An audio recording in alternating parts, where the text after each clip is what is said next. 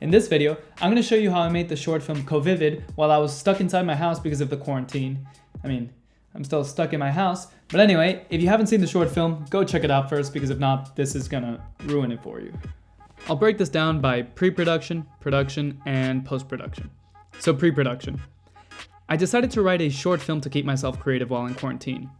So I needed to write a script that only had one character in it, in which everything happens inside a house, since that's exactly what I had available.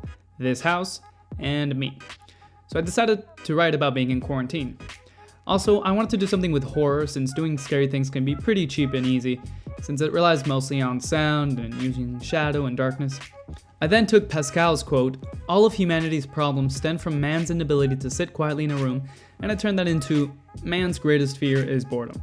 And from there I got my horror theme and my comedic twist. So I started writing. In about 2 days I had the final 8 pages, and voila, I had a finished script. So I needed to make the shot list. So I like to make notes on the script as I read it to figure out which shot I want to get. There you can see like a medium close-up. And then I create the shot list using a shot lister program on the computer. And from there I can schedule out the shooting schedule. There you can see day 1, day 2, day 3, which marks which scenes and which shots we need to get on which day. Especially since my family agreed to help me and I needed to give them a schedule for them to work with. Also, I had to shoot with the gear I already had in hand, which in this case was a Blackmagic Pocket Cinema Camera 6K. I had a wide zoom lens from 10 to 18mm and a 24 to 105mm. For sound recording, I had an H6 zoom, and for microphone, a Sennheiser shotgun. I didn't have a boom pole, so I made one with a construction pole and taped the microphone to it. Also, I didn't have light and tripod, so I ordered those online, but they got there during the second half of the shoot. So then I had to teach my family a little bit about filmmaking. I taught my dad how to use the boom pole, basically pointed at my mouth. My mom was production designer, so I told her to make sure all the details in the shot were right, so no accidental coffee cups like Game of Thrones. My sister was assistant director, so she had to keep track of the shots we got. Also, she was the second assistant camera, so she had to do the slate before every shot to be able to sync audio and video in post-production. For the slate, I used an app on the iPad. My sister's boyfriend was the camera operator and first AC, so we kind of just practiced until he got the hang of filming and pulling focus at the same time, which is not easy. So we began shooting. First we shot the second half of the short because I would have to shave my beard to shoot the beginning of the script. Also, since I was acting and directing, it took longer because I needed to play back each shot until I was satisfied with the take. One of the most fun things about shooting is finding creative solutions to problems. For example, second day, my dad found an extendable pole which would make his job a little bit easier, so we had a new and improved boom pole. Awesome. For the trick of the sliding opening door, very simple. That was my sister on the floor, just opening it, so yeah, not so scary now. For the monster itself, that is my sister's boyfriend. We dressed him up all in black so he could hide in the shadows. For his hands, I made it with aluminum foil for the fingers, wrapped around a glove, and then I taped it with dark tape because the aluminum foil reflects a lot of light, and if not, you would see it in the dark. So yeah, this is kind of what it looked like at the end.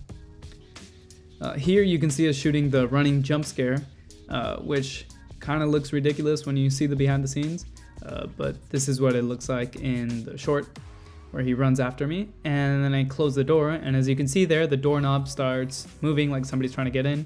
So here you can see what that actually looks like, which I run in, and my sister is hiding behind the corner, and then in a very comedic fashion, she pretends to try to open the door. There I'm inside the bathroom, and we kind of just kept shooting and getting more shots on the shot list. And okay, that's not supposed to be there. But anyway, the mirror sequence was fun. There you can see me with my parents in the bathroom, and I'm trying to get the perfect angle to get the reflections I wanted to get, like in this shot, which was very specific with the mirrors. Then we shot the last scene in the script, the dinner scene. By this time I had received the lights and tripod, so it was the first scene I could properly do some lighting for. This also made me take longer since I had to constantly get up and adjust the lights, then come back to the monitor and see if I liked it. There you can see in the back I had 2 bi-color LED lights plus some practicals from the house. Shot this on the tripod, which allowed my sister's boyfriend to then boom for the audio. For the last shot on the phone, I simply screen recorded myself taking a selfie on Instagram and then played that back on my phone when we shot. And then I shaved. Yep, that happened. And also my mom cut my hair, and we began to shoot the first half of the script. Here you can see us outside shooting the opening sequence when I get to the house in the beginning of the short. I have no idea what the neighbors thought about all this. But shooting outside, you depend on the sun a lot. So here I had to wait until the clouds moved to get the lighting I wanted and to stay consistent. And then of course, the masturbating scene, which was all too uncomfortable to have to ask my parents to help me film myself pretend to masturbate. But anyway, on to post-production.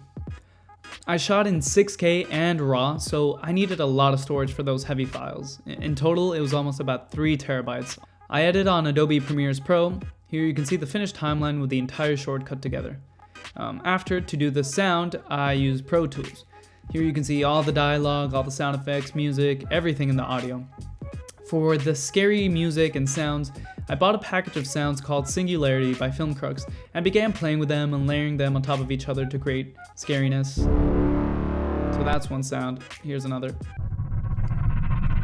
And then I kind of just played with that and layered them all together. I also did some Foley work, which is when you record additional sounds to enhance the piece. So here I am making the sounds of the wobbling strings from the kitchen with the plastic. And here I am getting the monster footsteps.